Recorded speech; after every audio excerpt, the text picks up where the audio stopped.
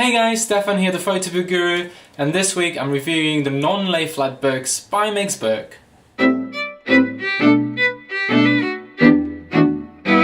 Just before I start, I already reviewed the Mixbook Lay Flat books in a previous video, but I chose to do a different review for non-lay flat books because the covers and paper options you've got are so different to the lay flat books that it's no point talking about both of them in the same video because they're not going to be the same. So hence, here is my review of the non-lay flat books. So as you know by now, Mixbook is a huge giant photo book company located in the US, but they have loads of subsidiary printing stations around the world, such as the one in the UK. They do photo books and all kinds of other wall art and gift items, and photo books come in two main categories: the lay flat books and the non-lay flat books. The non-lay flat books actually have a lot more options than the lay flat books, which is a bit strange. And also it's important to emphasize that these books can go up to 400 pages. That's a really long maximum page count. This book is an 8 by 6 inches hardcover with dust jacket image wrap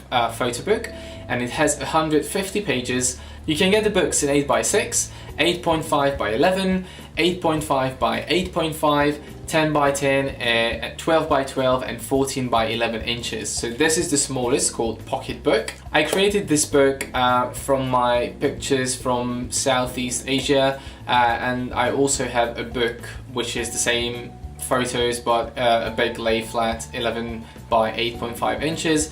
Just to give you a quick peek into the book before I go into my up-close shots, there's just some of the pages. It starts with a map, a usual map of my journey, and then description, places, blah blah blah. So anyway, let's go into my cover, binding, printing, paper and software. So let's start with the cover. The non-lay flat books have a lot more options than the lay flat books, and in this case you can choose from soft cover, glossy hardcover and dust jacket, and a leather cover with dust jacket. Now the one that I chose is a glossy hardcover with dust jacket, and on the dust jacket you have the exact same thing as you would have on the hardcover. So that's the back, no logo and no barcode.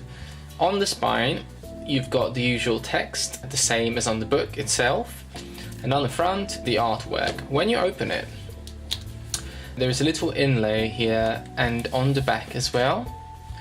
And let me just take this off.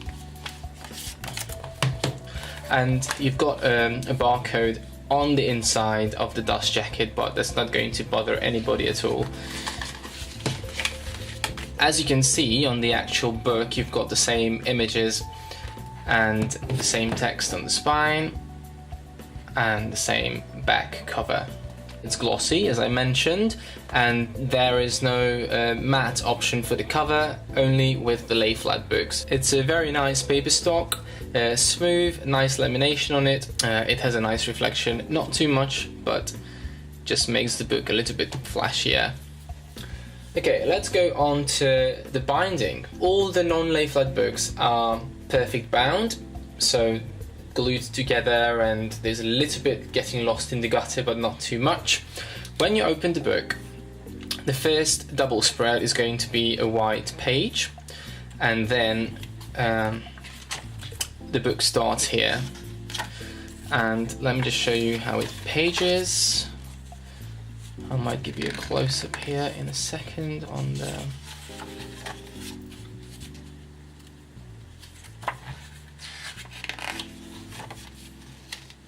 So as you can see, a little bit is getting lost, but not too much actually. It's really well bound, so it's unlike the other books, especially the softcover books, where you get quite a lot of image getting lost in the middle of the binding. If you want to have a look from the top, that's how it looks. It sticks together really well. Same on the bottom, and just to give you a little preview from that angle as well. I think it's going to last a long time. I actually got this book, I think 2 years ago now, and as you can see, there's no sign of wear and tear anywhere on it, and I looked through quite a few times, so it's a very, very good non-lay flat binding, to put it that way. Let's go to the paper. The paper is slightly different than the one in the lay flat book that I reviewed before. The non-lay flat books use a silky, semi-gloss 100 lb kind of paper. It's acid free. It works out as 150 GSM in international terms. As you can see, there's a subtle glare on it, but actually it looks more like a very subtle silk finish. The only thing I noticed about the paper, if you look very close, hopefully you can see that it looks a little bit dotty. I don't know how to put it in a better way. When you have newspapers, sometimes you see this kind of little fiber texture in the paper, and that's what I can see with these pages. Nothing wrong with that, it's just a little bit different to the other ones that I've seen in non-lay flat books. There is no other option for the paper in the non-lay flat books. I'm sorry for saying all the time non-lay flat and lay flat, but I need to make the distinction because it's the same company, but they use different covers and papers and things for different books. So I'm only talking about the non-lay flat options here. The best thing about the paper and the actual binding is that you can go up to a fantastic 400 pages per book. That's one of the longest ones I've come across. I think it's only Blurb which offers 440 pages in some of the books with the cheapest paper they've got. So it's a really high maximum page count. You can do a really long project or a really long photo book without putting it into many different volumes. Now let's go on to the printing. They use apparently the same printers as they use with the lay flat books. It's digital for electro-ink printer, and it's not a silver halide process, but nevertheless it's still looking really great. The only thing I noticed about this book, because I have loads of Mixbook photo books, I think probably 10 or 11, and with most of them the colors are actually really, really good, but in this one, if you have a look at the reds and the yellows, they are a little bit oversaturated, and I don't know why. And let me just find you another page where it's quite obvious. Where was it? Yeah. So if you look at the face, you can see that the tones are not exactly a skin color. It's more like a pinkish oversaturated tone there, and I don't know why that happened, because I have this exact same book in the lay flat bigger size, and the colors came out pretty good in that one, so it might be just a small mistake with the actual book, and I should have sent it back for a reprint, but I wasn't too bothered with it because it's only obvious on a few pages where you've got really bright yellowish skin textures. So apart from that, all the colors look really good to me, and the highlights and shadows are quite nice.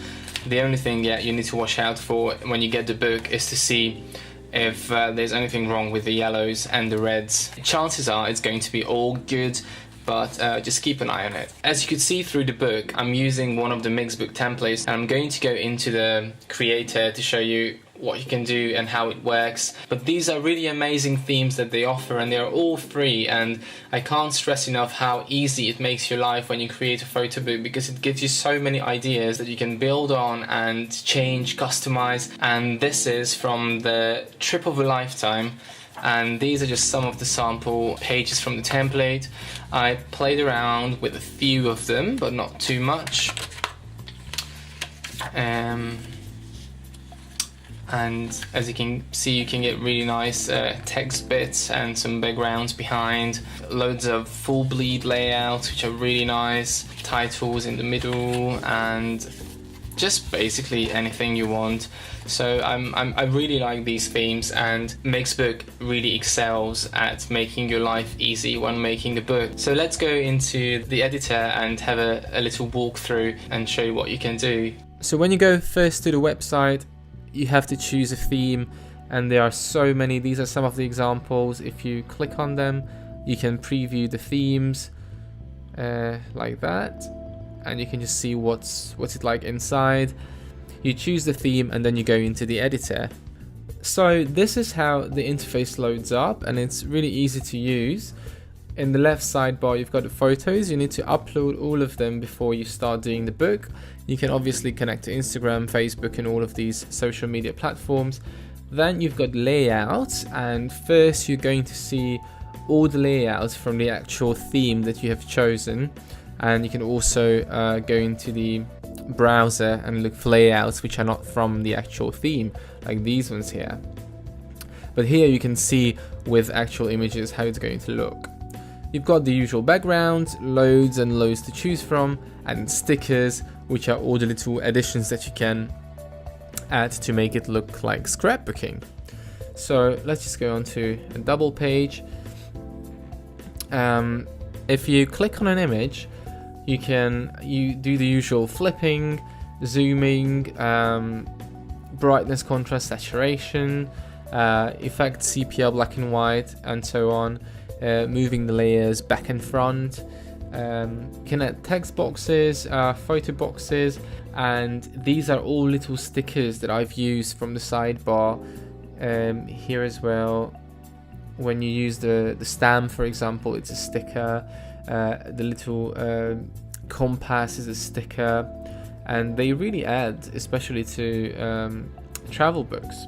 Okay, so the book costed $90, which is a really good price, and given that it's 150 pages, for a 20-page book you would pay £28, which is roughly $36. That includes the hardcover and the dust jacket.